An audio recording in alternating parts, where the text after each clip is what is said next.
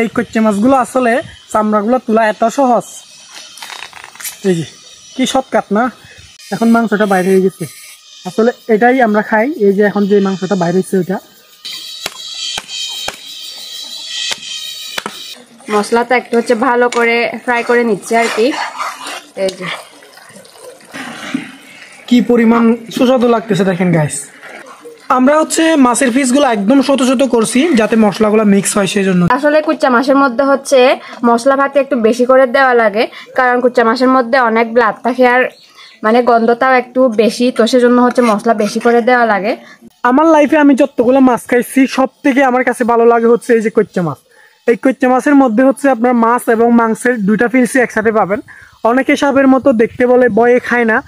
Normally হচ্ছে এত বড় মাছ আমি আগে কখনো দেখি নাই কচ্চা মাছ আর কি। দেখছি ওইটা হচ্ছে 3টা মিলে 1 কেজি, 4টা মিলে 1 কেজি ওরকম দেখছি আর কি, বাট একটা 700 গ্রাম কখনো দেখি নাই। তো আজকে ফার্স্ট টাইম, খুবই মজা হবে আসলে। আর এই কচ্চা মাছের রেসিপিটা হবে একদম আমাদের পাহাড়ি স্টাইলে, জাল করে আদার ফ্লেভার দিয়ে। আপনারা দেখেন এখন হচ্ছে এই কচ্চা মাছের চামড়াগুলো ছিঁড়ে ফেলতে হবে। দেন ছিঁড়ে ফেলার পরে হচ্ছে এর ভিতরের যে মাংসটা আছে ওইটা আমরা ক্লিয়ারভাবে ধুয়ে রান্না করব। তো আপনারা দেখতে থাকেন কিভাবে প্রসেস করি আমি। এই কচ্চা মাছগুলো আসলে চামড়াগুলো তোলা এত সহজ। এই যে প্রথমে হচ্ছে আমি এই যে দেখেন মাছের চারদিকে হচ্ছে সমানভাবে কেটে ফেলছি, তারপর হালকা হালকা করে চামড়াগুলো তুলছি। এখন হচ্ছে এই যে শুধু টান দিব, দেখেন এই যে কি শর্টকাট না। এই যে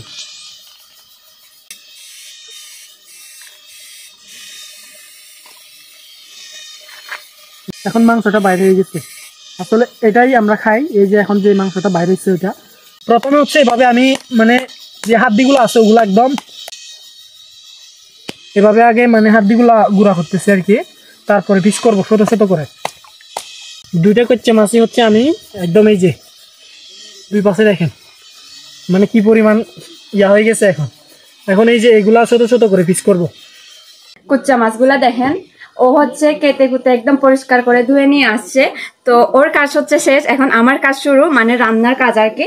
তো এই যে কুচ্চা মাছগুলা রান্নার জন্য দেখেন এখানে হচ্ছে মশলা রেডি করছি। ওয়াও গাইস দেখেন কতগুলো মশলা ইউজ করছি আমরা এখানে। প্রথমে হচ্ছে আপনারা মশলাটা দেখেন গাইস, আমরা কতগুলো মশলা ইউজ করতেছি।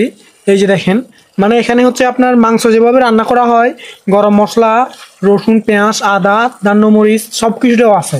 ওয়াও গাইস মশলাটা দেখেন, মশলাটা একটু হচ্ছে ভালো করে ফ্রাই করে নিচ্ছে আর কি। এই যে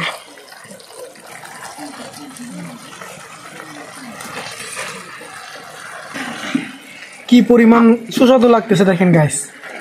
আমরা হচ্ছে মাছের পিসগুলো একদম ছোট ছোট করছি যাতে মশলাগুলো মিক্স হয়, সেই জন্য দেখেন এই যে একদম ছোট ছোট করে পিস করছি।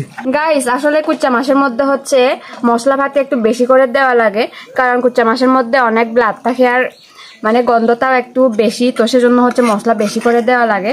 তো এই যে দেখেন এখন হচ্ছে ঢাকনা দিয়ে একদম সিদ্ধ করব, আর আপনাদেরকে দেখাবো একদম যখন রান্না হয়ে যাবে তখন। হ্যাঁ কি পরিমাণ মরিচ দিছি আমরা দেখেন, জাস্ট মরিচগুলা বেশি উঠতেছে। আর মরিচ দিয়ে এটা বেশি করে খাইলে অনেক মজা। দেখো আর হচ্ছে গাইস আমাদের কুচ্চা মাছের মধ্যে কোনো ঝোল রাখবো না, একদম ঝোলটা শুকিয়ে যাওয়া পর্যন্ত সিদ্ধ করব। আসলে ঝোল থাকলে হচ্ছে মজা লাগে না। এই কুচ্চা মাছগুলো হচ্ছে একটু ঝাল ঝাল মানে একটু শুকনো করে খেলে, ঝোল শুকনো করে খেলে বেশি মজা।